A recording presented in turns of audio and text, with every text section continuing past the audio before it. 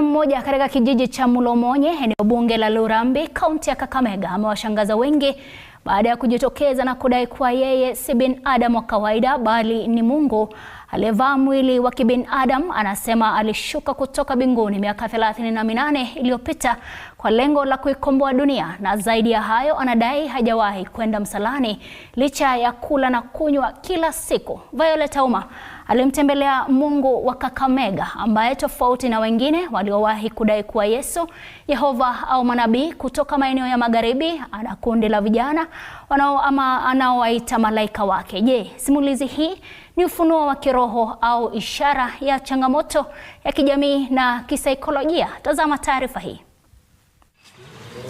Ni katika kijiji tulivu cha Mulomonye, eneo bunge la Lurambi, kaunti ya Kakamega. Hapa ndipo tunakutana na simulizi isiyo ya kawaida, simulizi ya mtu anayedai kuwa si mwingine bali ni Mungu mwenyewe. Jinsi nilitoka mbinguni. Katika sehemu hii ya magharibi ya Kenya, chimbuko la watu wanaodai kuwa watakatifu au miungu limekuwa la kawaida. Tumewaona Yesu wa Tongaren, Jehova wa Nyunyi, Maria mama wa Yesu wa Busia, lakini sasa hadithi nyingine ya kipekee inajitokeza kutoka Kakamega kuhusu Mungu kutoka kijiji hiki cha Mulomonye. Jina lako mwenyewe unaitwa nani? Jina langu That Father. That Father.